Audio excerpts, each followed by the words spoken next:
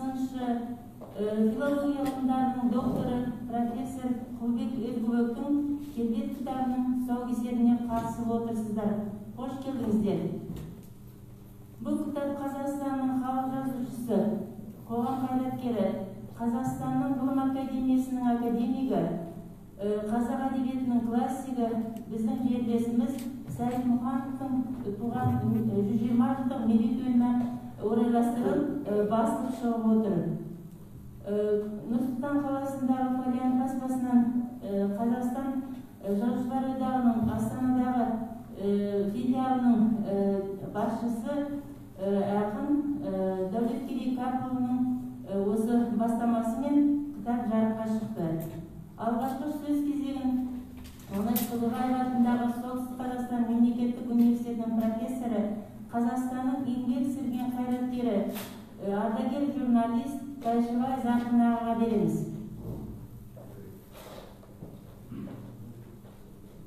Құрметті ағайындар, құрметті бауырлар, сіздердің тірі болғандарыңыз қандай жақсы, біздің тірі болғанымыз қандай жақсы. Қазақ айтып сөзі ғой, әке өлсе әкем көп өлсе сол айтпақшы марқұм ойлаған болса керек, мен өлсемде менің оқырмандарым өлмесе керек, мені білетіндер өлмесе керек. Сонда ол сәлік біз айтамыз, бізден естігенімізге өйткені балалар айтады, одан ұрпақ жалғасып отырады.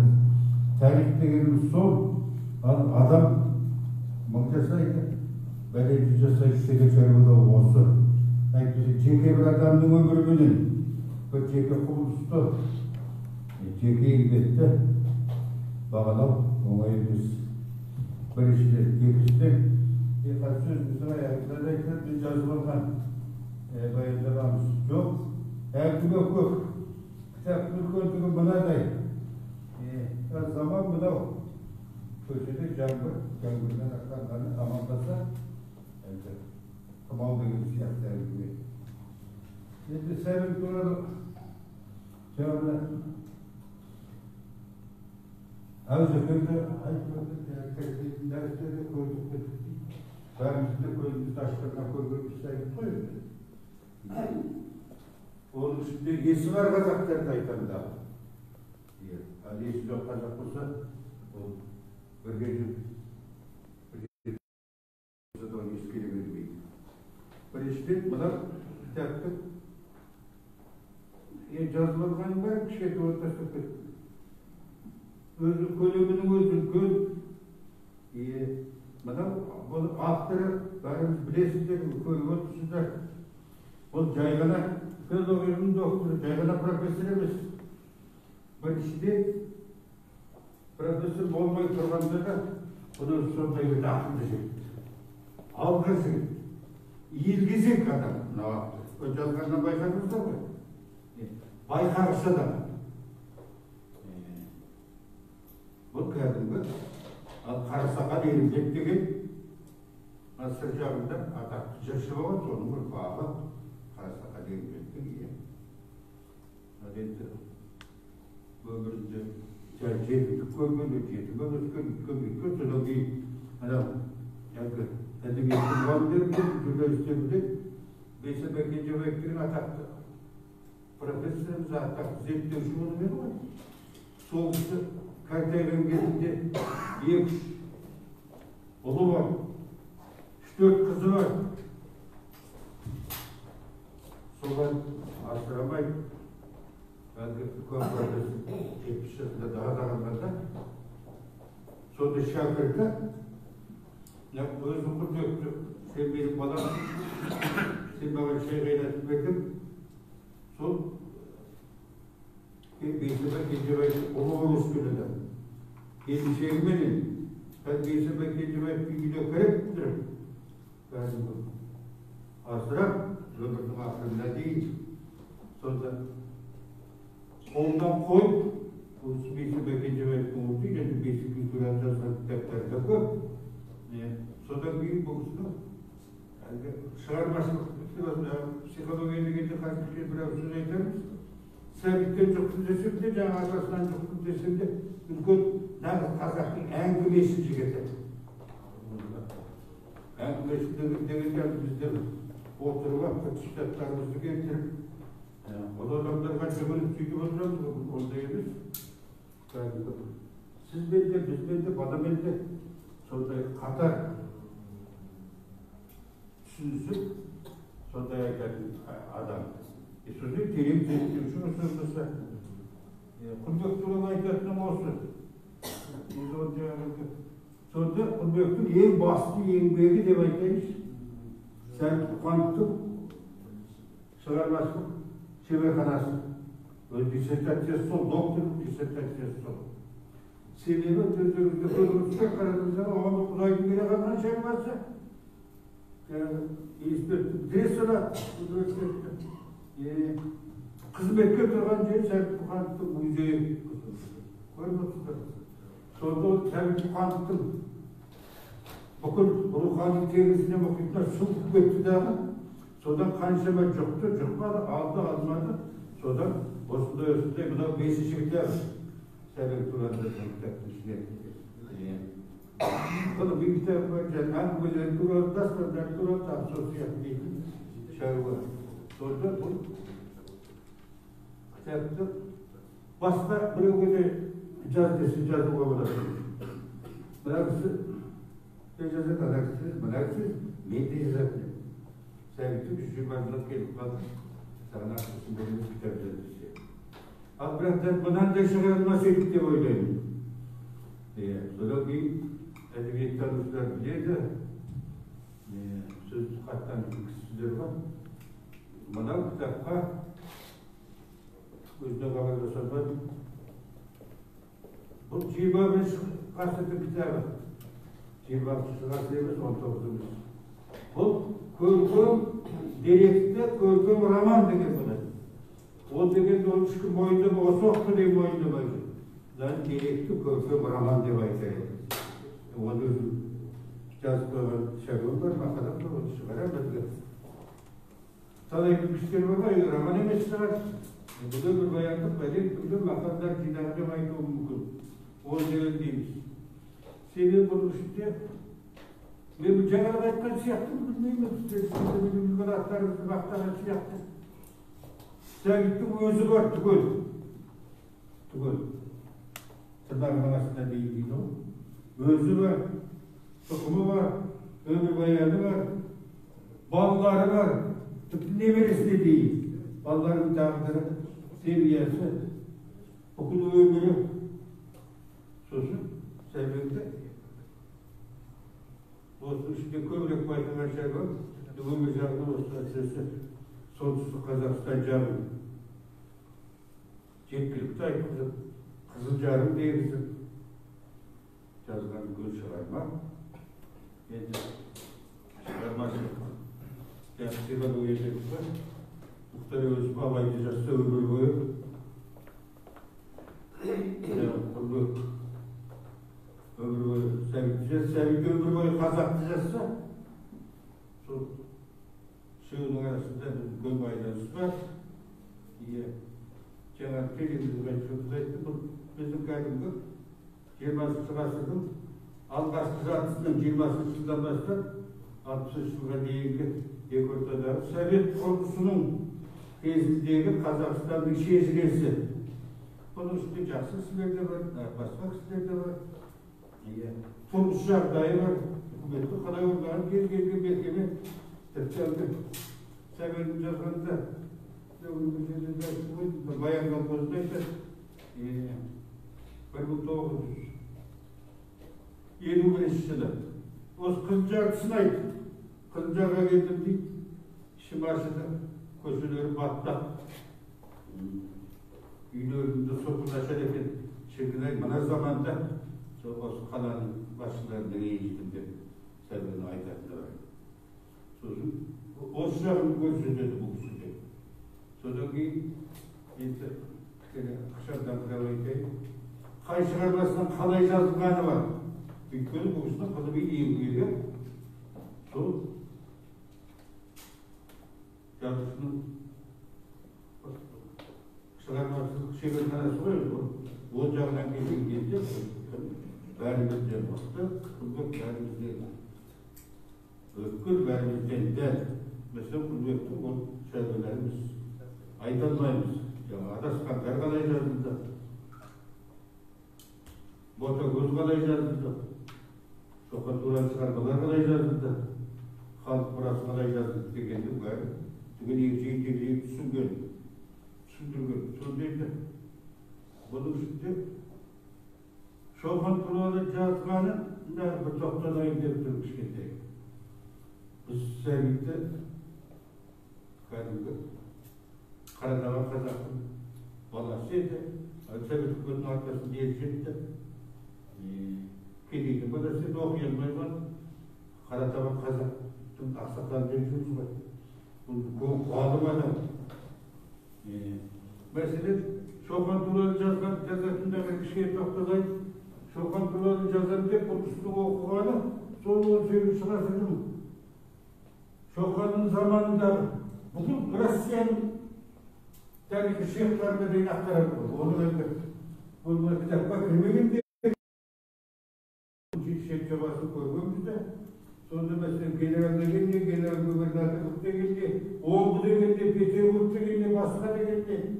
Şokan'ın cümleleri gelecekti. Sonra böyle cancak dahi edildi adam. Son dayılığa bu üstün özünü çok var. Son dayılıkta üstünde sen Ceyser demişken oğlusu sen Birisiyle yıkınacakmışsın. Oğuz'da yıkınacakmışsın. Oğuz'un yani Şokan'a bayrağı geçecek hayretlilerinin ömrünü yazmışsın. Onu kaptasından İkincisi değil. Oğuz'u ömrünü üstüne bırakıyor. Yani mesela ben ayderim muhterem Öztürk'te Abaytura'lara mancarda öteki gibi olan çok şey çabuk koydu. Kazak'ta böyle yazıp bileydi. İttirdi.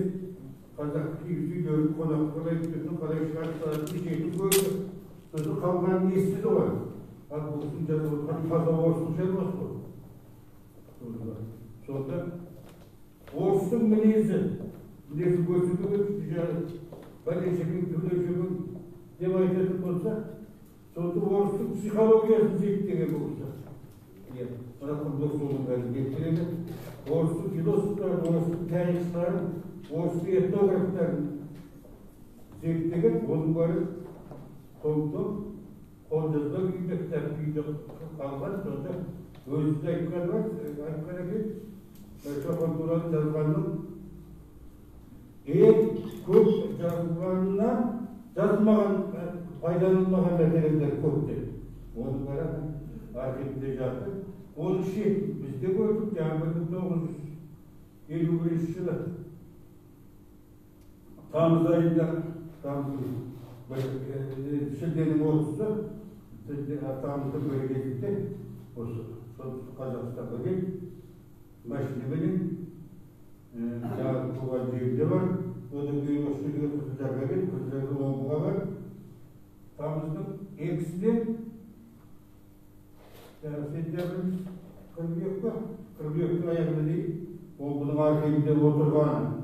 Ол жерден қандай мәселелер тараған болады деп бізде бар. Сонда құлбы деп айта алмаймыз. Сәбір жаңағы кітапта зұлымдатып келіп жазғанда мынаны біреуден естіген шығар. Біреуден сұрап алған шығар, немесе көшіріп алған шығар деуі мүмкін. Сонша орыс кітабын ақын айтамын, содан құжаттар, орыстың құжаттарын келтіреді сәбірдің кітабында да. Деректі жаңағы мықты болmuş, Шоқан өмірді болған адам бар. Осындай қысыл шәкілері бар. Және дейді, бұл кітапта 52 жағын айтайын. Ғабит Ақсақалдың бір кездеген шәруасын айтып, кітаптың бейнесін ашып, жаңағы романдарды тоқамыз. Айтыпты, жеке әңгіме күйді. Оның бұқсын жәнейлер бөлікті, ғабирдің арбағы бешкісін. Бұл сәбит, Ілеспен айтысқан, Öztürk'ün de айтысқан, басқалармен de айтысқан, ең жақыны менімен айтысқан деп жазды. Депті де сосын бұны сәбек туралы Yazıcaklarına yıkamıyor sonunda. Sebepli baykanlar, ana akıpleri baykanlar, sebepli cavun göbeği var, cülümdür dedi. O dağımız, öl bağımsız, cavun sana baydı mı diye sordu. Biz Kazak, Kumkuluşun, Özürüşün, ben diye çıkıp balıktan diyoruz mu? Söğütleşip de gelen gibi, bu dönemde tabi taksakal dostları yamana takip ettiğini gibi. Sonra bir iyiydi, bana kitaptı değildi. Yazmayı diyeceğim yok mu yazdım. Ben oturup bu 580-70 metreydi. Bunun üstünde sevgili dostları da var, yavruları da var. Sevgili pisliği de var. Elbette gidip yapmayacağız, benim sözüm var. Yani kemişlikleri de var. Sonunda kol sevgili diyebildi. Biraz bekle, onu gördüğümüzde okumanlar gördü. Ben artık Kazak'ta bir şey var, şey göndermem de göndermem. Sevgili diye bir dört adamlarım körüldü, korkutu, şerbası, harmanda. Erkek, bana Cebabisi karşısında kitap okudum Kazak. Azayıp gitti. Onun içinde Kalı dağları, hep dokumayıp kol gibi, Ağıl dağlarına bu kitap varmayıp, onlara düşündürüp, şeyler okundurup, yani epizodu menendimse tarafının takımından benim gerek onda gerekinde adam yok. Ben aykırı tıptırşıda muhabbetleri var mı? Muhabbetleri de yok onda. Bizde okudukları var mı? Biliriz, sıkımdan okuduklarını, kalay okuduklarını. Sonuçtan değil de, bana olayda hükümetin meclisinde ceset vergen baklamasında bekletti. Torayımızda hükümeti 4 saat çıkar, 5 saat çıkar, muhtarı ölüp 5 saat çıkar. Sonra bir beklettiler, kısa okuyup kitaplar dizimi buna. O da okumasın koyduğun fiyatlar gibi. Sonra böyle bizim ballarımız sen bu kayıcılığı, kayıcılığı, kanda kitaplar çıkan, karar benim canımın şimdi ya adaskanlarımız yok, kategorimiz yok, bu zaman dergimiz var.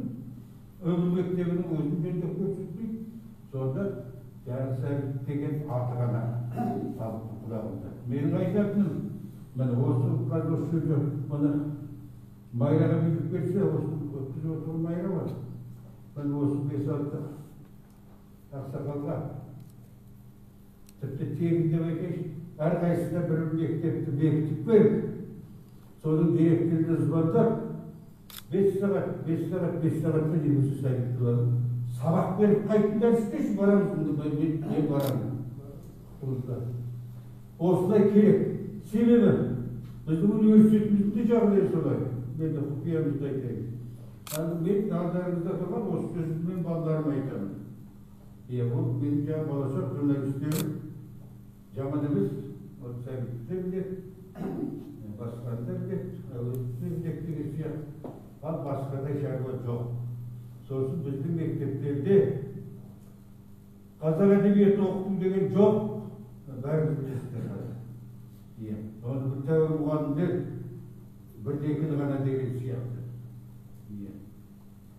Kazak dilinde jönde okutayım. Tarihinde jönde okutayım. Sonunda icabında sonunda orunda olduğu için Kazak Edebiyatı sabahı olur ama başkası olur ama bu kitaptır.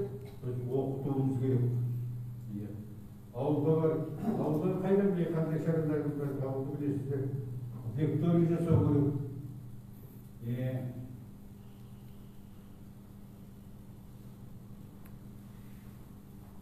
Başka da elbisinde bir götürecek olacak mı? Sunusunda ayıtılacak şeyler var. Sunusun diye bir kişiyetteyim.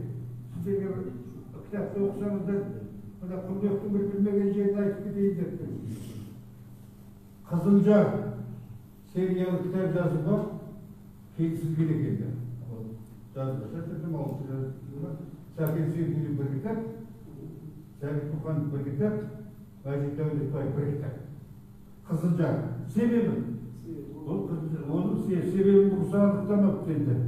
Şimdi onun verdiği o kitap onda Mongol okuyup sizler cevabı bilesizler. Benim bilgi ettiğim yerim Kızılca dediğim бұл қазақтың астанасы болуға лайық жер. Бұл бүкіл неше түрлі қаңғылық ескі жаңағы құрылыстардың бәрі осы көздерден тараған. Патшаңыз, бірінші бекінісіңіз, басқа шаруаларыңыз, отарлауыңыз, қазақтың таяқ жеуі, немесе қазақтың болысының байуы, жаңағы ақырғы хандықтарымыз шыңғыс уәдеге болып жүріп қойды. Құдайды кім? Абайдың бұлай сөз жоқ, басқа жерден бәрімізді уәдедан білесіздер мысалы. Шыңғыстың әкімі уәдеге үлкен бұл. Шыңғыстан үлкен. Қазақ екінші ханы болатын. Сонда оның айдалып кеткен шаруасы бәрі түгел осы маңайда болғанда, сондықтан жаңағы екі жақсыларымыз Сәкен дейміз, ол кезде мықтымыз. Жаңағы Ерғали Тілепберген де мықты. Сәбиттен гөрі мықты деген білім жермен. Осы үшеуі кітап жазамыз деп еді. Ерғали жазды. Жазды да ұсталып кетті. Ұсталып кеткеннен кейін Сәбит қоя дейміз, Қызылжар роман деп бастап, екі парақ, үш парақ қағаз бар еді. Ал енді Сәкен де жазған. Сәкеннің Жерқазғандар деген повесі бар. Енді қазіргі деңгеймен қарағанда, әдебиеттің деңгеймен қарағанда керемет емес. Бірақ сол Жерқазғандары мына осы Қызылжар, Көкшетау, темір жолын салып жатқандардың ісі. Сонда осылай да мен өзім солай жазып жібердім, құдықтым. Сол Жерқазғандарды жаңағы үш серияның біреуін есептеу керек деген бар. Сонда Қызылжардың қатты сескеніп қалған болса керек, ол 37 жыл айланып жатқан кезде сосын қойған шығар деп айтыпты. Бұл бірінші. Екінші айтатынымыз жұрттың айда беретіндер мағжан Мәлекеге қатынасы бар. Оның ішінде айтыпты. Сосын сіздерге тағыдан жастары тұрма. Сіздерге де кішкентай. Айта кететін шаруа, менің жеке пікірімде. Бір дау болады ма, мағжанды Сәкен ұстатты, әкім еді. Сәбит ұстатты. Күләш Ахметова, Егемен Қазақстанға бір бет мақала жазып, соның бәрі бос сөз. Мақала жазып та керек жоқ. Сәбитті мағжан ұстатпай-ақ Сәбитті, мағжанның өз шаруасы өте жетеді, Сәбиттің өз шаруасы. Сәбит содан 23 жылдан бастап, 23-тен бастап, мағжан жөнінен 100% теріс пікірде бірдеңіз. Оны қазірлеріне жазып жүр, Жақенге жазып тұрды. Алматыға барғанда қарсы алыпты. Немесе Домсайып демонарсыны жазыпты. Сәбеттер үйінен пәтер алып беріпті, бәлем түлінді. Олай емес, бірдеңіз. Екінші, Сәбит ұстатыпты деген Сәбит. Түгел бәрі Сәбит жазғаны бір ашық тұр ғой. Ол домалақ арыз емес. Тіпті Мәскеу көштеруге барғанда берген арызын соның ішінде мағжандар туралы жазғанын кітабына да жазып, мен мынау арызды кітабын апарып бердім деді. Сондықтан қазір тіріліп келсе де Сәбит айтады, мені ақтамай-ақ қойыңдар, мен өзім жазғанымда өзім күнәм болса мойныма алам, менікі бәрі ашықты. Сонда бұл осы ескерімде бар, жастарға соны айту керек. Ашық бәрі, ешқандай жабығы жоқ. Ол бір домалақ арыз емес сыртынан көрсетті, қазақтар соңғы сөз бар, одай деген емес. Сондықтан Құдай денге саулық берсін. Сіздердің болғандарыңыз қандай жақсы деймін, тағы да жазатындар. Болуға тиісті заманың мынау. Бірімізге біріміз ақпарат беріп біріміз оқытып жатырмыз, ол жерде артық болмас. Жаңағы кеңірек тарату жөнін, кеңірек жасау жөнін ойлануымыз керек. Сосын қолдарыңызда кішкентай биліктеріміз бар, ауыздарымыз дуалы. Мен жерге облыстың әкімнің орынбасары отырса, әкім отырса деп айтса, мен де әкім жоғары білмейтін шығар. Мәдениеттің бастығы өткен жылы отырды, көріп Bizde kuzak çağırdı, Karacak Servis'in 320 yıldır gönlü vatana öyküler de tağdayken bizim arkadaşlarında bölümler bayramımız ikişer öner var, 6 vakit var. Başka yerden var tıp dişçileri. Yani borçlara ektakça tanışıyor. Biz destekle de geldik.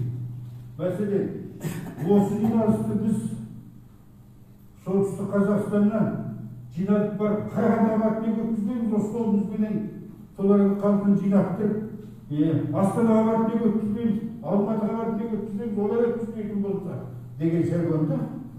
Kutumuzda soğan barar yapıp da sorularına biz aytar ettik. Bunu bana Servik'te avundan gibi oturumda Servik'te örgün çocuk navma gelip durdu. Soğusun, kalbim değil mi? Kenede, namında kontak böyle sıratlı. Buna gidelim bir sağlık olsun. Rahmet ağasını. Ben koymadım, kızı koyuyorsun da. Süper ödevler. Karşılamamız gelişe ayta yakın. Sizge көп рахмет, көп мәлімет бердіңіз, Сәйдулхан туралы. Енді ортаға біздің облысымызға ғана емес, республикаға белгілі ақын, осы республикада шығып жатқан ақындардың өлеңдер жинағына талайына еніп жатыр, оны көріп жатсыздар. Bizə қараған ақын Сәйдулхан Қарна өлеңін оқып береді. Қайырлы күн ағалар, бүгінгі қолдарыңыздағы рухани байлық, рухани қазына оқырманға жолдатқан ұзағынан сүйіндірсін Сәбит бабамыздың өр рухы бүгінгі ұрпақтарды бәрімізді жебесін дей отыра. Бір Сәбиттей бола алмайды, мың сәбең деген өлеңді оқып берейін. Zaman сөзбен гүлдеген, семсер қанжар жүзіндегі тіл деген қайың ойлар рухани көктемде түйсіктермен жүректерде бүрлеген, ғарышпен де тілдестірген қаламда сәулеменен жуатұғын санаңда, халқында бар қанға сіңген қасиет тау тұлғалар топырақта жаралды, тарихтың сандығында өткенің найзағайдай көкті ойнаған көк бөрін, әдебиет алыптарын толғатқан топырақ-ай қойнауыңда оттемің, тек өзіңнің биігінде тұр сәбең, бір сәбиттей болмайды мың сәбең, бәйтеректер тамыралған топырақ қызыл жарым қасиетті құрсағың, бұлт бүркесе аласарма сұлылық, жанарыңа ұялайды жылымық, сұлу шашпен бода көзін оқиып, өмірінің мектебіне үңіліп, ақта күйе жаға салу оңай ма, мыңмен жалғыз алысқан ғой абайда, жартастардың жаңғырығы емес бұл, ал биіктік құламайды қалайда. Ақылды адам аттың басын теппейді, ұлылы қол ұлтқа уын төгілмейді, топырақпен жасырсаң да еңбекті, жусан бүрлеп гүл жемісі көктейді. Бәлкім біреу суық сөзбен сұқтанар, уақыт емші талай ұлды құтқарар, әдебиет әлемінде Сәбит бар, еңбектері талай нарға жүк болар. Rahmet Amandol, келесі сөз кезең білім беру ісінің үздігі, Ыбырай Сарин медалінің иегері, ардагер ұстаз Сәйдулханның жерлесі Шалабаев Қарақатарға береміз.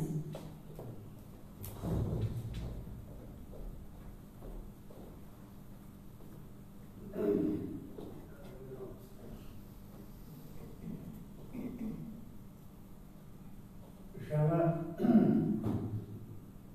әдебиет зерттеуші осы солтүстік Қазақстан облысындағы бірден бір ғалым Жахан Сәбең туралы Сәбең жайында жазған құлы Ергөбектің келбеті атты кітабы жайында толық айтып өтті. Бұл Сәбит Мұқановтай бар қазақтың жүрегіне жол тапқан нағыз халық жазушысының ізімен жүріп, жарты әлемді шарлап, музейін қолымен құрып, естелік кітабын жинақтап құрастырып, адамдық, азаматтық тұлғасын, шығармашылық құпиясын архивді еліп зерттеген сыншы ғалым осы Құлбек Ергөлов болатын.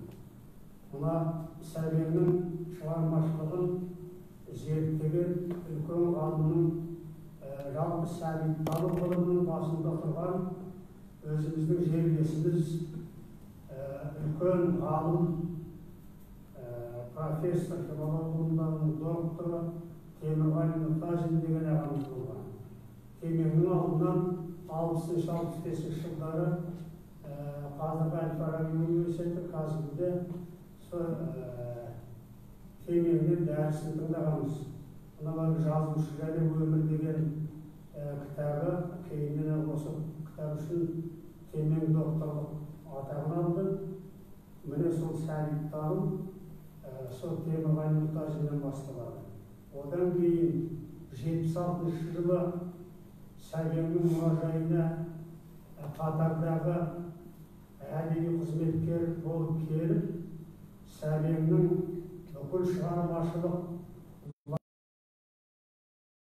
Сәбеңнің болған жерлерін аралап, өз көзімен көріп, Сәбеңді көрген үлкен жазушы ғалымдармен әңгімелесіп, осындай бір Сәбең жайында жалпы Құлбектің өзі 5-6 кітабы жарық көрген Сәбең жайында.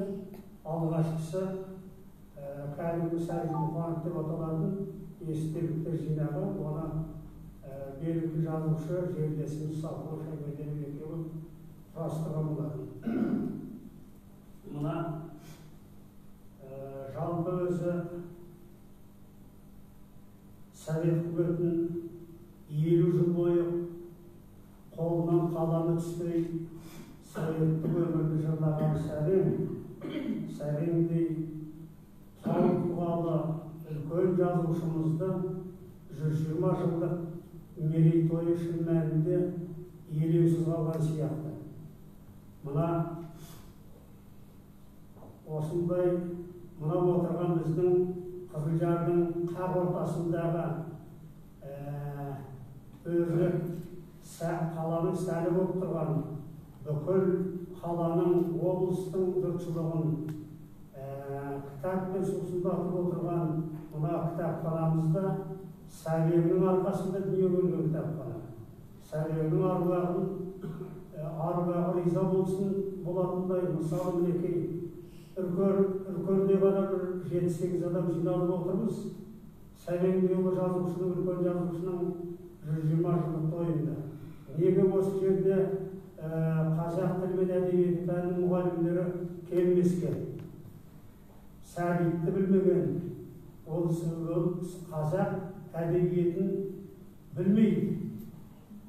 Мына әлгі менің Жапар деген інім бар, мамандығы механик.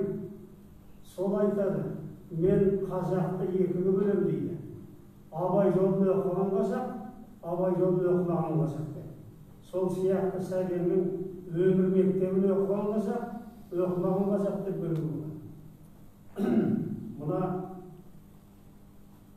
осы Сәбит Мұқановтың азаматтық тұлғасын арзандатып, Совет үкіметі құлағаннан кейін Сәбеңнің атына көптеген шайқау сөздер айтқан ғалымдар болды.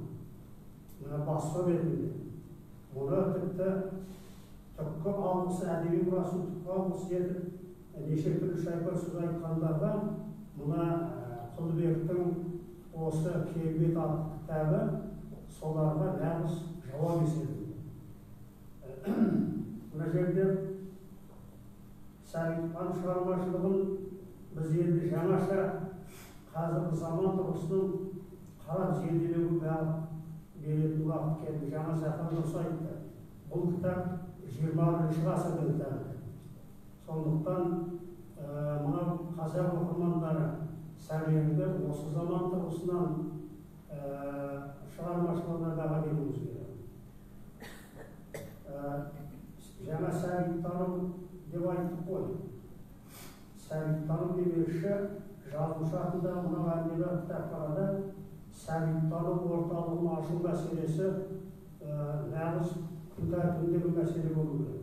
Қазір қазақша ойлау, тіл жұтаңдығы, қазақтың дәстүрі сөйлеу дағдысы жойылып бара жатқан кезеңде сәбит шығармаларын оқу арқылы сәбидің әңгімешілік дәстүр негізінде жастарымыздың қазақша ойлау жүйесіне алуға сәбиттану орталығының септігі болар еді деп ойлаймын.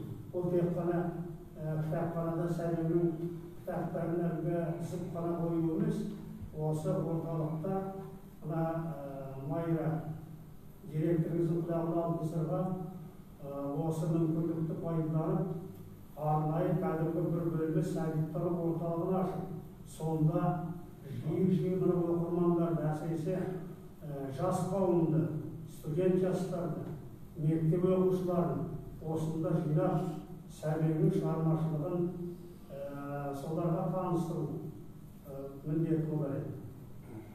Жалпы сәбең өзі қиялы ұшқыр, қиялға бай жазушы. Мына біз енді Мұхтар Әуезовпен, Ғабит Мүсіреповпен қанаттас әдебиетке бір кезеңде араласқан үлкен жазушыларымызды кейде баға беріп жатамыз. Сәбеңмен Мұхтарды салыстырамыз, Мұхтар мен Ғабитті салыстырамыз. Ал сөйте келе әрқайсысының өзіндік орны әдебиетте бар. Мысалы, белгілі жазушы Оразбек Сәрсенбаевтың мынандай бір пікірін оқыдым. Лексикалық қорының, яғни сөздік қорының молдығы жағынан Сәбит Мұқан Мұхтар Әуезов пен Ғабит Мүсіреповтің де алдында тұрған үлкен талант иесі дейді. Шын мәнінде үлкен баға Сәбитке. Ал енді айрықша айтқанда бір өзі бір кітапхана кітап жазған, бір өзі бір елдің басынан кешкен бар дәуірін қамтуға құлаш ұрған, әр дәуірдегі елдік тірлігін, ой өрісі, сезім тереңдігін көрсете алған теңдесі сирек кездесетін еңбек иесі деп бағаланған еді ғой Сәбең. Міне сол Сәбеңнің 120 жылдық тойының осындай жағдайда міне мынау бұл жерде жалпы әдебиетші ғалымдар, жазушылардың да Сәбеңге деген көзқарасының қандай екендігі аңғарылады. Ал енді мына кітаптың бір ерекшелігі, бұл енді үлкен жазушылар жайында естелік кітаптар көптеп шығып жатыр ғой. Бұл кітаптың ерекшелігі Сәбеңнің шығармашылығын тұтастай жазушының шығармашылық лабораториясына еріп терең талдау жасаған кітап. Мынау әлгі адасқандар тағдыр дегеннің өзі сол әлгі кезінде адасқандар деген Сәбеңнің романын айтқан уақытта көнекөз қариялар көзі жарқырап шыға береді. Өйткені кезінде үлкен қалың жұртшылықтың ілтипатына бөленген роман. Сондағы кейіпкерлердің Бүркітпен Бәтестің өмірдегі түп тұлға прототиптерін Сұлтанбек, соның ішіндегі Бәтестің түп тұлғасы Бәтиманы Алматыда іздеп барып, Мәриям апамызбен екеуі соларға әңгімелесуі, уақиғаның куәгері, өз көзінің бір басы қасында болған. Сондай үлкен зерттеушілікпен келген кітап. Мына әңгімеміздің басында Сәбитті нағыз халық жазушысы дедік қой. Шын мәнінде басқа өңірді білмеймін, біздің солтүстік Қазақстан өңірінің қазақтары үшін ақын жазушы деген ұғым Сәбитпен егіз аталатын. Біз Мұхтарды да Ғабитті де білмейтін о кезеңде. Ең алдымен жазушы кім, ақын деп болса Сәбит Мұқановты таныған қазақ. Мынау сауаты жоқ ауыл қазағы Сәбенің сұлу шашын, батырақ поэмасын әндетіп айтады. Мен өзім көзім көрді, менің шешем әншілігі бар еді. Сол баламыз о кезеңде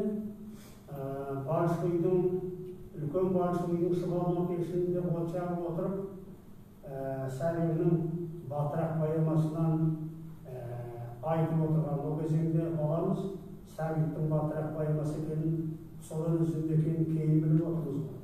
Міне көрдіңіз ба?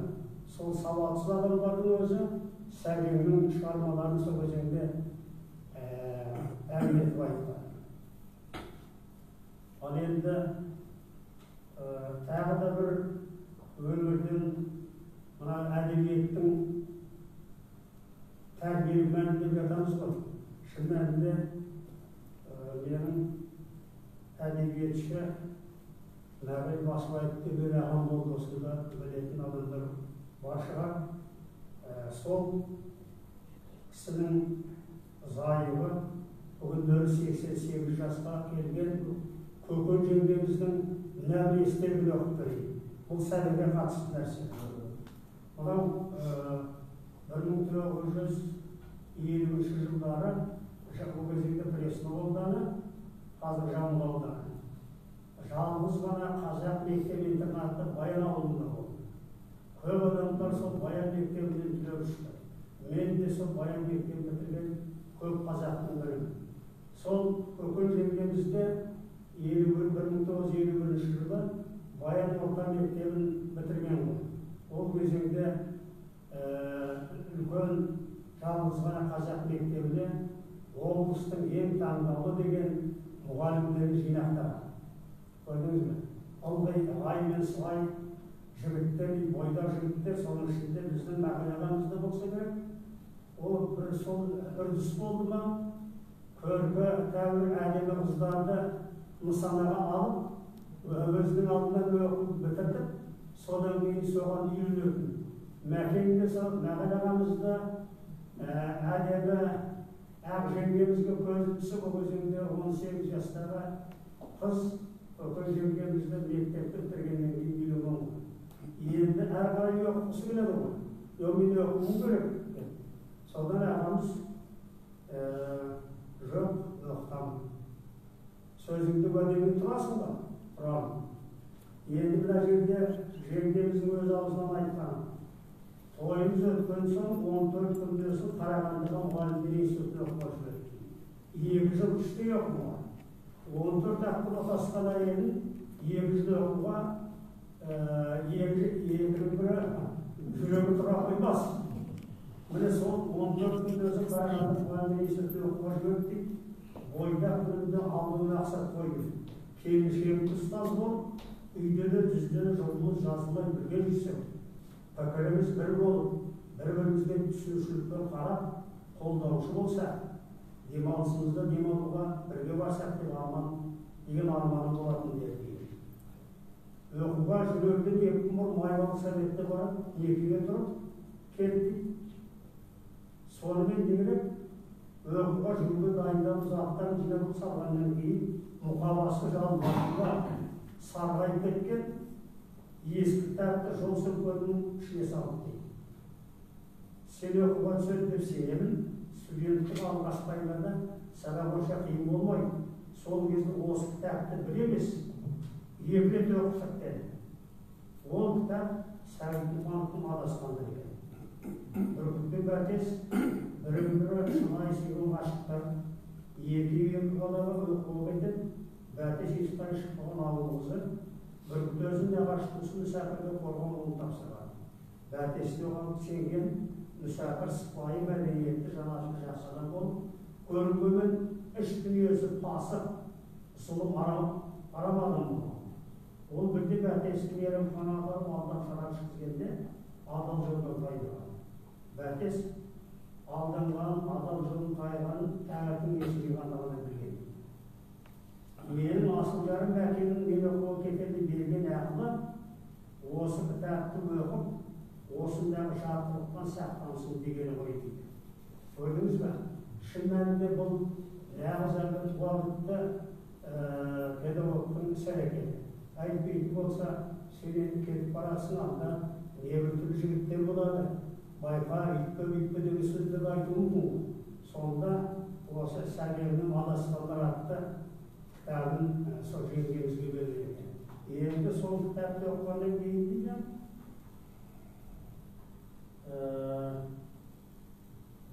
өкіп шықтым, көп нәрсені ұқтым, ақыл қостым. Аңдап басып байқап жүрдім. Шалыс басып, қателеспеді махаббатымыз шыңдалып беки түсті дейді. Міне, әлгі Сәбеңнің нағыз халық жазушысы дегенге бір мысал. Енді мына 1960-65 жылдар Алматыда оқыған кезеңде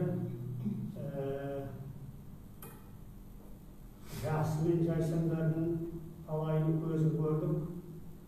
Ұлы жазушы Мұхтар Әуезовтен бастап Сәбит Мұқанов, Ғабит Мүсірепов, Ғабит Мұстафин, одан кейінгі буын мынау Сапуандар, Сапуан Шайбендеров, Тахауи Ақтанов, Әбдіжәміл Нұрпейісов, солардың мынау кезінде оқып жүрген кезеңде әдеби жиындарға құлағымыз шалса, соған барып қатысуға тырысатынбыз. Ол да үлкен бір сабақ. Ал енді жаңа сөзіміздің басында айттық қой. Осында ана студенттерге отырмасқа, әсіресе тіл әдебиет бөлімінде оқитын студенттерге, мысалы мына Жақан ғалым шетінде кітап жоқ дүниелерді айтып жатыр. Сәбеңнің қандай жазушы екендігі. Бұл осыларды тыңдаса оларға артық етпес еді.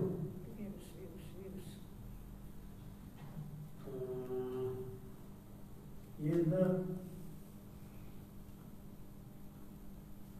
Сәбеңді бір Ақжолтай хабар естіп жатырмыз. Тимирязев ауданын Сәбеңнің атына бермекшілігі. Әбден дұрыс нәрсе. Мұны біз қолдауымыз керек. Баяғыда 70-ші жылдары мына Жамбыл ауданы жаңадан Пресло ауданынан бөлініп шыққан уақытта сол кезеңде Қонаев Жамбылдың атын берді. Сонда Сәбеңнің айтқаны, Қонаев енді мен өлгесінде менің атымды бермесін деп бұл алдына Жамбылдың есімін берген ғой. Шын мәнінде Сәбеңге лайықты бір ауданның аты ол сөзсіз. Ал енді қандай жер асында болар еді? Ғабит Мүсірепов атындағы аудан бар. Енді оған қоса Сәбең атындағы Сәбит ауданы болса, тіпті жер асында бар еді. Қай уақытта да шын мәніндегі өзі тау тұлғалы үлкен жазушымыз Сәбеңді қазақ бар кезеңде әр уақытта қадір тұтады. Есімізде еш уақытта келтпейтін асыл мұрасы, өзіне кейін алған мол мұрасы, келебейтеміз мол мұрасын жастар оқу керек. Содан ғибрат алу керек деп ойлаймын. Рахмет.